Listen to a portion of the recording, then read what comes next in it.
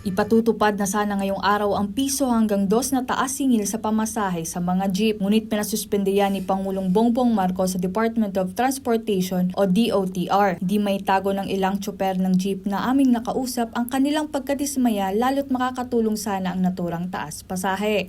Kasi lumaki yung boundaries, tapos malaki yung ng gasolina.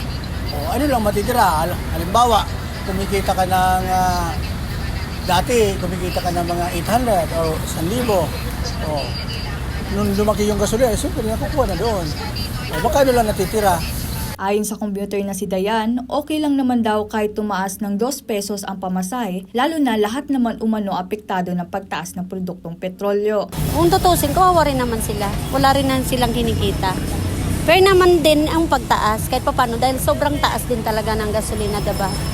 Pero hindi naman yung 5 kasi hinihingi nila 5. Masyado na yung mataas.